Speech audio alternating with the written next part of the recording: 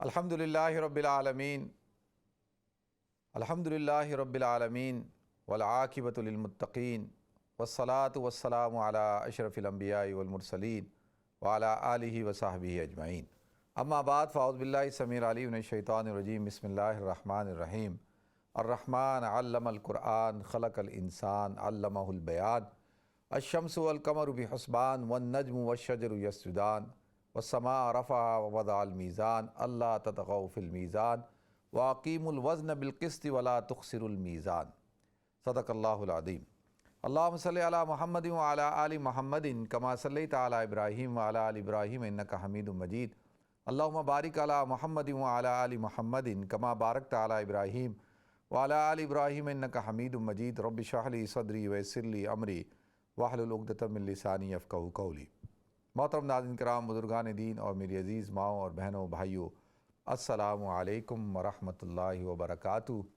میں آپ کا میزبان عبدالوہاب آپ کو پروگرام گفتگو کے اندر خوش آمدید کرتا ہوں، اور ناظرین امید کرتا ہوں کہ آپ سب حضرات خیریت سے ہوں گے، ٹھیک ٹھاک ہوں گے۔ الحمدللہ موسم بھی بہت اچھا ہو چکا ہے، آپ حضرات موسم کو بھی انجوائے کر رہے ہوں گے، اور میری دعا ہے کہ اللہ تعالیٰ آپ حضرات پہ اپنی رحمتیں برکتیں نازل فرمائے، اور اللہ تعالیٰ ہماری دنیا بھی اچھی کرے اور آخرت بھی اچھی کرے۔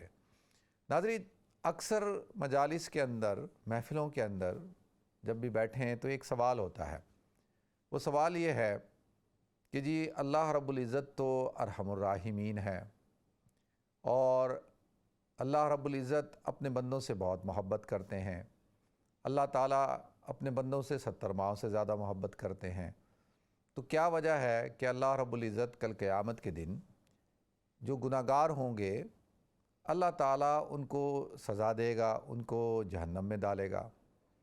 تو اللہ تو محبت کرتا ہے اپنے بندوں سے، اور وہ رحمان و رحیم ہے، تو یہ تو اس کی رحمان اور رحیم ہونے کے صفت کے خلاف ہے کہ یہ کیسا اللہ محبت کرنے والا، شفقت کرنے والا ہے، 70 ماؤں سے زیادہ پیار کرنے والا۔ تو اکثر یہ سوال ہوتا ہے، اور بہت سارے لوگ جن کے پاس دین کا علم نہیں ہوتا اور وہ بس کہیں سے کوئی بات سن لیتے ہیں اور وہ اس بات کو پھیلانا شروع کر دیتے ہیں کہ میرا اللہ تو غفور ہے، میرا اللہ تو رحیم ہے، وہ تو معاف کر دے گا، وہ تو غفار ہے، اور وہ تو بندے سے جو ہے بہت محبت کرتا ہے۔ تو جس طریقے سے اس بات کو کیا جاتا ہے تو جو سامعین ہوتے ہیں ان کے ذہنوں میں یہ بات بیٹھتی ہے کہ ٹھیک ہے، جو کرنا ہے کرو، اللہ کی نافرمانیاں کرو، گناہ کرو، اللہ تو غفور الرحیم ہے۔ اور وہ اللہ رب العزت کو اپنی ماں پر قیاس کرنا شروع کر دیتا ہے کہ جیسے ماں جو ہے وہ اپنے اولادوں کی پردہ پوشی کرتی ہے، اپنے اولادوں پر جو ہے ان کی غلط باتوں کو بھی درگزر کر رہی ہوتی ہے، پردہ ڈال رہی ہوتی ہے، چھپا رہی ہوتی ہے، اور بہت ساری جو بری باتیں ہوتی ہیں ان کے اندر سپورٹ بھی کر رہی ہوتی ہے، اور ان کو ہوتا ہے کہ جی ماں تو مانی جائے گی، ماں کو تو منوا ہی لیں گے، ماں نے کیا ہمیں کہنا ہے۔ عام طور پہ ایسے ہی ایک تصور ہے نا، ماں کا خاکہ بھی ذہن میں ایسے ہی ہے، تو لوگوں نے اللہ تعالیٰ کو بھی اسی طریقے سے بنا دیا۔ اچھا، اس کا یعنی اس کے لیے کوئی دلیل ان کے پاس نہیں ہے کہ کوئی دلیل ہو، یا اللہ تعالیٰ نے قرآن میں کہیں پہ بیان کیا ہو، یا حضور اکرم صلی اللہ علیہ وسلم کی احادیث سے ہمیں یہ بات پتہ چلتی ہو۔ تو دلیل کے بغیر، اور اس کی وجہ سے کیا ہوا کہ معاشرے کے اندر جو گناہ ہیں، اللہ کی نافرمانیاں ہیں، وہ بڑھنا شروع ہو گئی۔ تو لہذا ہر چیز کو اللہ غفور الرحیم ہے، اللہ رحمان ہے، اللہ رحیم ہے، جو کرنا ہے کرو، کوئی مسئلہ نہیں۔ تو لہذا ناظرین، اس بات کو تھوڑا سا میں چاہوں گا کہ آپ حضرات کے سامنے کلیئر کروں۔ دیکھیں، آخرت کا معاملہ جو اللہ تعالیٰ نے رکھا ہے، اللہ تعالیٰ نے اس کو عدل کے ساتھ رکھا ہے، انصاف کے ساتھ رکھا ہے۔ وَنَضَعُ الْمَوَازِينَ الْقِسْطَ لِيَوْمِ الْقِيَامَةِ فَلَا تُظْلَمُ نَفْسٌ شَيْئًا وَإِنْ كَانَ مِثْقَالَ حَبَّةٍ مِّنْ خَرْدَلٍ أَتَيْنَا بِهَا وَكَفَىٰ بِنَا حَاسِبِينَ۔ اللہ کہتا ہے کہ کل قیامت کے دن ہم اوزان کو، اہل سنت والجماعت کا عقیدہ اور نظریہ کیا ہے؟ وَالْوَزْنُ يَوْمَئِذٍ الْحَقُّ، کہ اس دن جو ہے اعمال کا وزن کیا جائے گا۔ فَمَنْ ثَقُلَتْ مَوَازِينُهُ فَأُولَٰئِكَ هُمُ الْمُفْلِحُونَ، جن کے اوزان بھاری ہوں گے وہ کامیاب ہوں گے، اور جن کے اودان جو ہے ہلکے ہوں گے، وما من خفت موازینہ، اور جن کے اودان ہلکے ہوں گے تو وہ ناکام ہوں گے۔ تو لہذا اب آخرت کا معاملہ عدل کے ساتھ ہے، انصاف کے ساتھ ہے۔ دیکھیں اللہ تعالیٰ نے انسان کو تمام صلاحیتیں دے کر پیدا فرمایا۔ انسان کے اندر اللہ تعالیٰ نے حواس خمسہ رکھیں۔ حواس خمسہ: قوت باصرہ دیکھنے کی قوت، قوت سامعہ سننے کی قوت، قوت شامہ سونگھنے کی قوت، قوت لامسہ چھونے کی پکڑنے کی قوت، اور قوت ذائقہ چکھنے کی قوت۔ یہ تو حواس خمسہ ہیں، اور یہ اللہ تعالیٰ نے ہر انسان کو عطا فرمائے۔ اور چھٹا، اللہ تعالیٰ نے قوت عاقلہ عطا فرمائی ہے۔ اللہ تعالیٰ نے انسان کو عقل بھی عطا فرمائی، شعور بھی عطا فرمایا۔ اور اب یہ دیکھیں کہ یہ کتنی بڑی نعمتیں اللہ تعالیٰ نے انسان کو عطا فرمائیں۔ اور ان پانچوں نعمتوں میں اگر میں یہ کہوں کہ چھٹی نعمت جو قوت عاقلہ ہے اس کو بھی ملا لیا جائے، تو اللہ تعالیٰ نے ان 6 کی 6 جو قوات ہیں ان کے اندر، حواس کے اندر اللہ تعالیٰ نے لذت کو رکھا ہے۔ اللہ تعالیٰ نے کس کو رکھا ہے؟ جو ہے وہ پلیجر کو رکھا ہے۔ آدمی دیکھتا ہے، دیکھنے سے لذت حاصل کرتا ہے۔ اللہ تعالیٰ کے خوبصورت نظارے ہیں، آبشاریں ہیں، دریا ہیں، قرآن میں اللہ تعالیٰ نے جگہ جگہ بیان کیا۔ اسی طریقے سے انسان سنتا ہے، اچھی آواز اس کو اچھی لگتی ہے، اچھا کلام اس کو اچھا لگتا ہے، اچھی بات اس کو اچھی لگتی ہے، وہ لذت حاصل کرتا ہے۔ اسی طرح سے انسان جو ہے وہ خوشبو سونگھتا ہے اور خوشبو سے کیا کرتا ہے؟ لذت حاصل کرتا ہے۔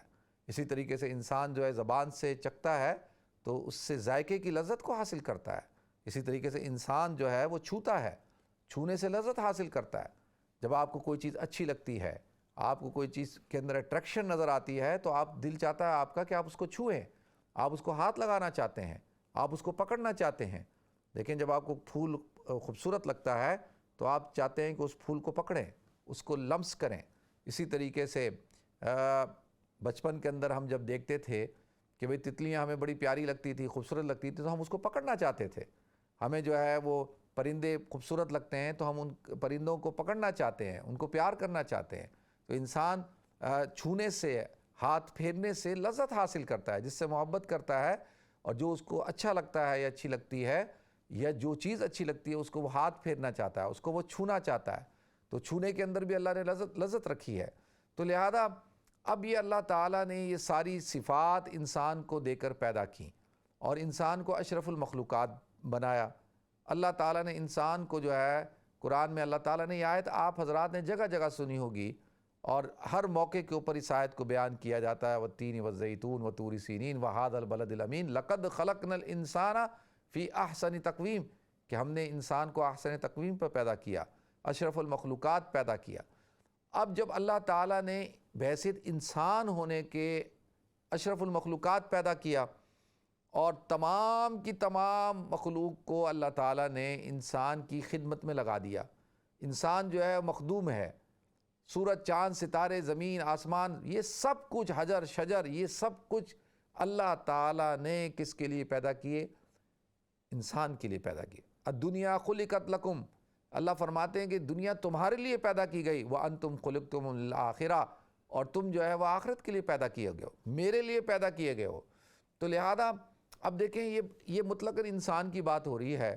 اللہ تعالیٰ نے تمام کے تمام انسانوں کو ایک جیسا پیدا کیا۔ یہ نہیں ہوا کہ جو مسلمان کے گھر میں پیدا ہوا تو اللہ تعالیٰ نے اس کو 2 آنکھیں دی، اور جو یہودی کے گھر پیدا ہوا اللہ نے اس کو 1 آنکھ دی، جو ہندو کے گھر پیدا ہوا اللہ نے اس کو 2 آنکھیں نہیں دی۔ ایسا نہیں ہوا۔ یا اللہ تعالیٰ نے کوئی سکھ کے گھر میں پیدا ہوا تو اللہ تعالیٰ نے اس کو زبان نہیں دی، اور جو کوئی کرسچن کے گھر پیدا ہوا تو اللہ تعالیٰ نے اس کو ہاتھ نہیں دیا۔ ایسا نہیں ہے۔ دنیا کے اندر جس خطے کے اندر اور جس علاقے کے اندر، جس قوم کے اندر، جس مذہب کے ماننے والوں میں انسان پیدا ہوتا ہے تو انسان ایک ہی ہیت پہ پیدا ہوتا ہے، اس کی ساخت ایک جیسی ہے۔ رنگت الگ ہو سکتی ہے، کوئی سیاہ ہوگا، کوئی سفید ہوگا، کوئی گندمی ہوگا، اور زبان علیحدہ ہو سکتی ہے، لیکن انسان جو ہے وہ پوری دنیا کا انسان جو ہے وہ اسی طرح ہی ہے۔ اور اللہ تعالیٰ نے اس کے اندر کسی قسم کی تو کوئی تفریق نہیں کی کہ بھئی جو میرے ماننے والے ہیں ان کے 4 ہاتھ ہوں گے، یا ان کے 2 ہاتھ ہوں گے لیکن زیادہ طاقتور ہوں گے، جو میری ذات کو مانیں گے ان کی 4 ٹانگیں ہوں گی۔ ایسا نہیں کیا اللہ تعالیٰ نے. اللہ تعالیٰ نے دنیا کے اندر جو نظام رکھا وہ نظام جو ہے اللہ تعالیٰ نے سب کے لیے برابر رکھا. جی امتحان گاہ ہے نا, اب دیکھیں امتحان گاہ کے اندر ایسا نہیں ہو سکتا کہ جی آپ کچھ اسٹوڈنٹس کے لیے کہیں کہ جی ان کے لیے یہ ٹائم فریم ہے, یہ ان کو 2 گھنٹے نہیں 4 گھنٹے ملیں گے اور ان کو جو ہے 2 گھنٹے ملیں. ایسا نہیں ہوتا. امتحان ہال میں سارے کے سارے جو امتحان دینے والے ہوتے ہیں ان کے ساتھ برابری کا سلوک کیا جاتا ہے. تو لہذا دنیا کے اندر اللہ تعالیٰ نے ہر انسان کے ساتھ یکساں سلوک کیا. اللہ رب العزت نے جو ہم اکثر آپ میرے منہ سے بھی اکثر علماء کے منہ سے یہ بات سنتے ہیں, ہم کہتے ہیں اللہ رب العزت. یہ جو رب العزت ہے, رب جو ہے, رب کہتے ہیں پالنے والے کو. الحمدللہ رب العالمین, اللہ تعالیٰ تمام عالم کا پالنہار ہے, پالنے والا ہے. پالنا, پرورش کرنا, اللہ تعالیٰ اس کے اسباب پیدا کرنے والا ہے. اللہ تعالیٰ نے تمام انسانوں کے لیے دنیا کے اندر تمام کی تمام جو نعمتیں رکھی وہ یکساں رکھی. چاند, سورج, ستارے, آکسیجن, ہر چیز اللہ تعالیٰ نے دنیا کے اندر تمام انسانوں کے لیے یکساں رکھی اور دنیا کو اسباب کے ماتحت کر دیا, دنیا کو محنت کے ساتھ رکھ دیا.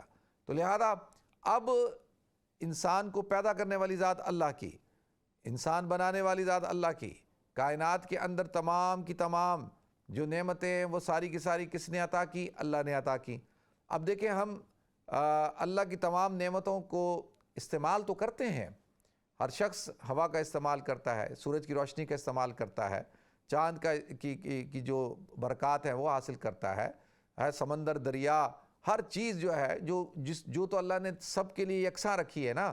سورج یہ نہیں ہے کہ جی صرف سورج روشنی دے گا مسلمانوں کو دے گا غیر مسلموں کو نہیں دے گا, ایسا نہیں ہے, وہ ہر ایک کو دے گا. سمندر جو ہے وہ ہر ایک کے لیے ہے, تو یہ نہیں کہ جی مسلمان جو ہے اس کے اوپر سفر کریں گے, جو غیر مسلم ہوگا اس کو ڈبو دے گا. ایسا اللہ تعالیٰ نے یہ ظلم نہیں کیا. اللہ تعالیٰ کیونکہ امتحان گاہ ہے, اللہ نے سب کو چھوڑ دیا اور کہا کہ بس یہ نعمتیں ہیں ان کا استعمال کرو.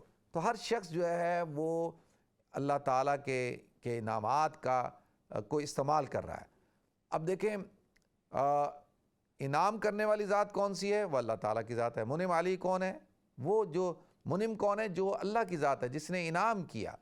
اب ہم دنیا کے اندر تمام لگژریز کو انجوائے کرتے ہیں, ہر چیز کو, انسان ہونے کو بھی انجوائے کرتے ہیں, ہر قسم کی لذت ہم حاصل کرتے ہیں. تو اللہ تعالیٰ اب کہتا ہے کہ ٹھیک ہے, اب تم نے کیا, اب تمہاری ذمہ داری بنتی ہے کہ تم کیا کرو, شکر ادا کرو. اللہ کہتا ہے کہ میں نے تمہیں عقل دی ہے نا, اب اس عقل کا استعمال کرو اور عقل تک مجھ تک پہنچو کہ یہ جو ساری لگژری ہے, یہ سارے جو انعامات ہیں یہ کس نے دی ہیں. اب جس نے دیے اس تک پہنچو, عقل کا استعمال کرو. دیکھیں آنکھوں کا استعمال کرو, ایک ظاہری آنکھ ہوتی ہے اور ایک باطنی آنکھ ہوتی ہے.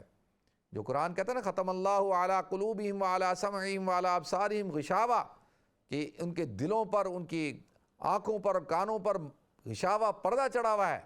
کیوں؟ لہم قلوب لا یفقہون بہا, ان کے پاس دل ہیں وہ اس کو استعمال کر کے سوچتے نہیں ہیں. وَلَهُمْ أَعْيُنٌ لَا يُبْصِرُونَ بِهَا, ان کے پاس آنکھیں ہیں لیکن ان آنکھوں سے دیکھتے نہیں ہیں. وَلَهُمْ آذَانٌ لَا يَسْمَعُونَ بِهَا, ان کے پاس کان ہیں لیکن ان کانوں کا استعمال کر کے سنتے نہیں ہیں. أُولَٰئِكَ كَالْأَنْعَامِ بَلْ هُمْ أَضَلُّ أُولَٰئِكَ هُمُ الْغَافِلُونَ. اللہ کہتا ہے یہ ایسے ہیں جیسے کہ چوپائے, جانور. یہ تو جانوروں کا کام ہوتا ہے کہ جو اپنی آنکھوں کا, اپنے کانوں کا, اپنی عقل کا استعمال نہیں کرتے, اپنے دل کا استعمال نہیں کرتے, یہ تو جانور ہیں. تو أُولَٰئِكَ كَالْأَنْعَامِ, یہ ایسے ہیں جیسے کہ چوپائے, جانور. بل ہم عدل, بلکہ اس سے بالکل اور زیادہ حد درجے جو ہے گرے ہوئے ہیں اور اس سے وسط ہیں. اور کیوں؟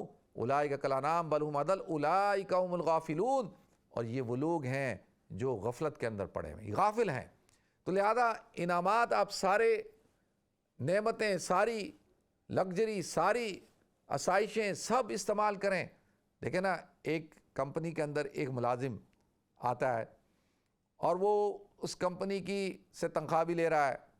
کمپنی نے جو ہے وہ, آپ ایک ریاست کے ملازم بن جاتے ہیں, وہ ریاست آپ کو جو ہے وہ, آپ چیف ڈپٹی کمشنر ہیں, کمشنر ہیں, سیکٹری ہیں, آپ کو ایک بہت بڑا آفس دیا جاتا ہے, آپ کو جو ہے وہ اسٹاف دیا جاتا ہے, آپ کو پیٹرول فری دیا جاتا ہے, آپ کو جو ایئر کنڈیشن بجلی کا بل فری دیا جاتا ہے. باہر عوام گرمی میں مر رہی ہوتی ہے, آپ ایئر کنڈیشن میں بیٹھے ہوتے ہیں, آپ کو 4x4 گاڑیاں دی جاتی ہیں, ڈرائیور دیے جاتے ہیں, سرکاری گھر دیا جاتا ہے.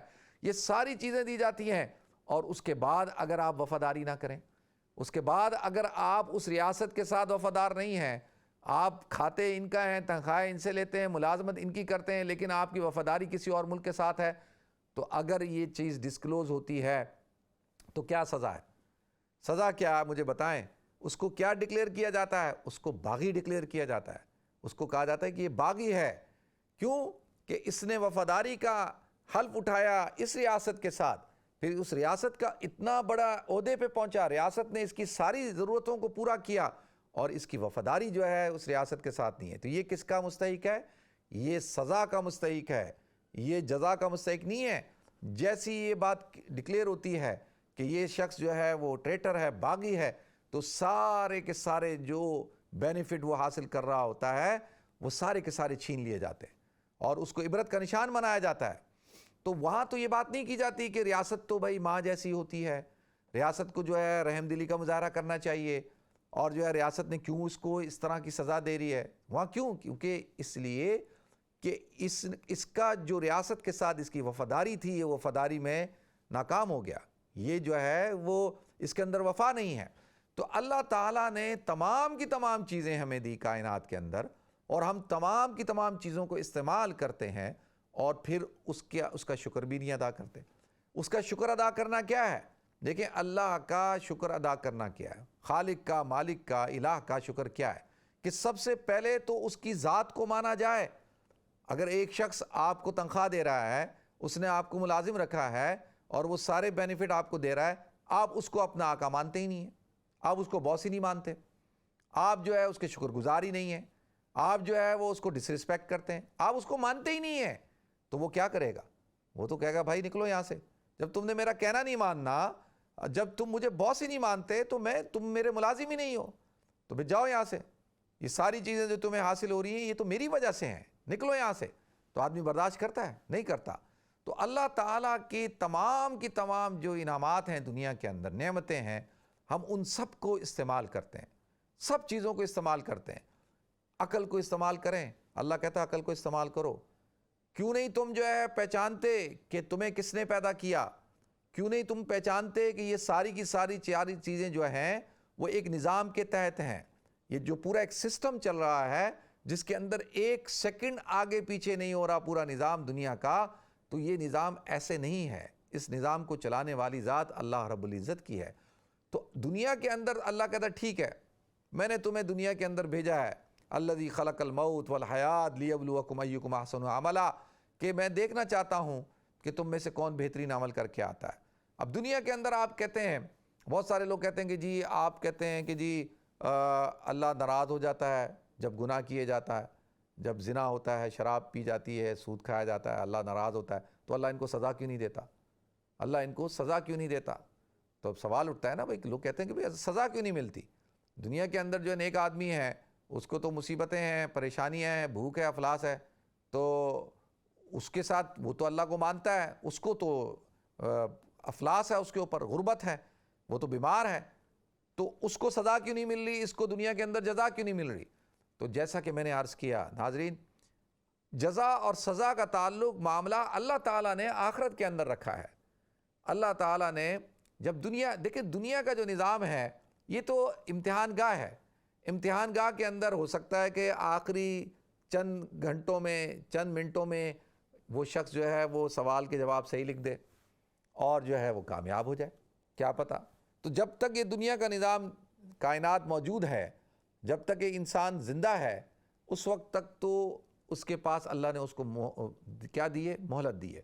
اللہ تعالیٰ نے انسان کو کیا کیا ہے؟ انسان کو چھوڑ دیا ہے اور کہا کہ بس جب تک اس کا ٹائم پورا نہیں ہوتا، اللہ تعالیٰ دنیا میں جزا سزا کا نہیں ہے۔ ہاں یہ ہے کہ اللہ تعالیٰ سم ٹائم جو اس کے نیک بندے ہوتے ہیں اللہ ان کو ایک جھٹکا دیتا ہے، اللہ ان کو کسی آزمائش میں، کسی مصیبت میں ڈالتا ہے، لیکن اس مصیبت میں ڈالنے کا پھر اللہ تعالیٰ جو ہے وہ اجر بھی اللہ نے بہت رکھا۔ یہ نہیں رکھا کہ بھئی دنیا کے اندر اگر کسی شخص نے مصیبتیں اٹھائی ہیں تو اس کو کسی قسم کا اجر نہیں ملے گا، اس کو پھر اجر ملے گا لیکن آخرت میں ملے گا۔ یہ کیا ہے کہ وہ آخرت کے اندر فیصلہ ہوگا۔ انما یوفی الصابرون اجرهم بغیر حساب، اللہ تعالیٰ صبر کرنے والوں کو بہت بغیر حساب کے اجر عطا فرمائے گا۔ تو لہذا ناظرین، اب دنیا کے جب معاملہ ختم ہوگا، آخرت میں جب ہم جائیں گے تو آخرت کے اندر جو ہے حشر کے میدان میں اللہ تعالیٰ اوزان کو تولیں گے۔ اب یہ بات اہل سنت والجماعت کا عقیدہ ہے، قرآن سے یہ بات ثابت ہے۔ اللہ تعالیٰ نے قرآن میں وضاحت کے ساتھ اس بات کو ارشاد فرما دیا، اور وَنَضَعُ الْمَوَازِينَ الْقِسْطَ لِيَوْمِ الْقِيَامَةِ، اس دن اللہ تعالیٰ اوزان لگائے جائیں گے اور اعمال کو تولا جائے گا۔ فَلَا تُظْلَمُ نَفْسٌ شَيْئًا، کسی نفس کے اوپر بھی اللہ تعالیٰ ظلم نہیں کریں گے، کسی نفس کے اوپر ظلم نہیں ہوگا۔ وَإِنْ كَانَ مِثْقَالَ حَبَّةٍ مِّنْ خَرْدَلٍ أَتَيْنَا بِهَا، اگر اس نے ایک ذرہ برابر بھی نیکی کی ہوگی، ذرہ برابر بھی۔ اسی طریقے سے اس نے فَمَن يَعْمَلْ مِثْقَالَ ذَرَّةٍ خَيْرًا يَرَهُ وَمَن يَعْمَلْ مِثْقَالَ ذَرَّةٍ شَرًّا يَرَهُ، کہ جو ایک مثقال کے برابر بھی، ذرے کے برابر بھی جو ہے، جس نے نیکی کی اللہ کے علم میں ہے، اور جس نے برائی کی وہ بھی اللہ کے علم میں ہے۔ اللہ کہتا ہے وَكَفَى بِنَا حَاسِبِينَ، تو ہم تو بہترین حساب رکھنے والے ہیں، ہمارے حساب کے اندر کوئی کسی کی کوئی چھوٹی سے چھوٹی نیکی بھی جو ہے وہ ضائع نہیں ہوگی، وہ محفوظ ہے۔ تو لہذا آخرت کا معاملہ جو ہے ناظرین وہ کس کے ساتھ ہے؟ وہ عدل کے ساتھ ہے، وہ انصاف کے ساتھ ہے۔ اور عدل اور انصاف کا تقاضا کیا ہے؟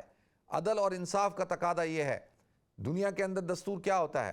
ایک ظالم ہے، ایک مظلوم ہے، تو کیا جج جو ہے وہ ظالم آتا ہے، اس نے قتل کیا کسی کے باپ کو، کسی نے ظالم نے ریپ کیا کسی خاتون کا، کسی عورت کو اس نے قتل کر دیا، اور وہ کسی کو ڈاکہ ڈالا، اس کے مال کو لوٹ لیا، یا اور کوئی جرم کیا، اب وہ کیا جج کے سامنے آ کر کھڑا ہو اور رونا شروع کر دے اور کہے کہ جی میرے ساتھ ظلم نہ کریں جج صاحب؟ تو وہ کیا کہے گا؟ جج کہے گا اچھا، کہتے ہیں نا وہ قانون اندھا ہوتا ہے، وہ اندھا کا مطلب یہ ہوتا ہے کہ وہ پھر یہ نہیں دیکھتا، اس کے آنسو دیکھتا ہے اس وقت، وہ کہتا ہے کہ تم نے اس شخص کے ساتھ ظلم کیا ہے، اس کے بچوں کو تم نے یتیم کیا، اس کے مال کو تم نے لوٹا، اس کی عزت کو تم نے لوٹا، تو ابھی تمہارے ساتھ جو ہے وہ کیا ہوگا؟ اب لوگ کھڑے ہوئے ہوں، لوگ دیکھیں گے جی وہ تو بیچارہ رو رہا ہے جی، اور وہ تو اس کے تو آنسو نکل رہے ہیں، تو کیا کرو جی اس کو معاف کر دو۔ تو کیا انصاف کا تقاضا کیا ہے؟ کہ معاف کیا جائے گا؟ قانون کیا معاف کرے گا اس کو؟ ایسے تو سارے جو ہے وہ قتل کر کے آئیں گے، لوٹ مار کر کے آئیں گے، اور ظلم کر کے آئیں گے، اور جرم کر کے آئیں گے، اور آ کر کہیں گے جی ہمیں معاف کر دو۔ تو لہذا دنیا کا نظام جب جزا اور سزا کے بغیر نہیں چل سکتا، اور دیکھیں جن معاشروں کے اندر جزا اور سزا نہ ہو وہ معاشرے تباہ و برباد ہو جاتے ہیں۔ جن معاشروں کے اندر جو ہے طاقتور کو قانون کے دائرے میں نہ لایا جائے وہ معاشرہ تباہ و برباد ہو جاتا ہے۔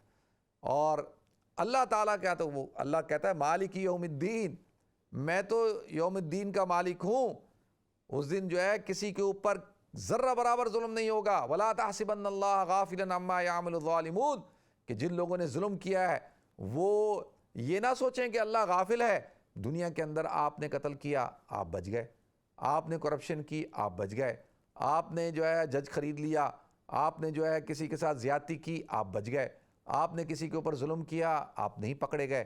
تو یہ تو دنیا کے اندر تو آپ کہیں نہ کہیں بچ جائیں گے، کہیں پیسہ خرچ کر کے، کہیں اثر و رسوخ استعمال کر کے، کہیں اپنے اختیارات کو استعمال کر کے آپ بچ جائیں گے۔ لیکن آخرت کے اندر اللہ فرماتے ہیں آخرت ایسی جگہ نہیں ہے کہ جہاں پر آپ بچ جائیں۔ اب بتائیں دنیا کے اندر ایک شخص ہو جو نیک ہو، جو اللہ کی وحدانیت کا اقرار کرتا ہو، جو حضور اکرم صلی اللہ علیہ وسلم کی رسالت کو مانتا ہو، جو شریعت پہ چلتا ہو، اور جو اسلام کے مطابق زندگی گزارتا ہو، اور اس کے مقابلے میں ایک شخص ہے کہ جو اللہ کو نہیں مانتا، جو اللہ کی ذات کو نہیں مانتا، جو حضور اکرم صلی اللہ علیہ وسلم کو نہیں مانتا، جو اسلام کو نہیں مانتا، اور جو ہے وہ اور دونوں جو ہے کل آخرت میں برابر ہوں گے؟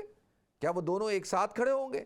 اور پھر وہ جو شخص کہے گا اللہ تو رحمان اور رحیم ہے، تو اللہ کہے گا اچھا آج تجھے نظر آ رہا ہے کہ میں رحمان اور رحیم ہوں، لیکن دنیا کے اندر تو نے مجھے نہیں مانا، دنیا کے اندر تو میرے حکموں کی خلاف ورزی کرتا رہا، اور اب آ کے کہتا ہے کہ جی مجھے معاف کر دو۔ تو لہذا یہ عدل کے خلاف ہے، اور عدل کا تقاضا یہ ہے کہ آخرت کے اندر بالکل 100% جو ہے انصاف ہو، اور جزا اور سزا کا معاملہ جو ہے مکمل ہو۔ دنیا کے اندر جو لوگ بچ گئے ان کے لیے آخرت کا ہونا بہت ضروری ہے۔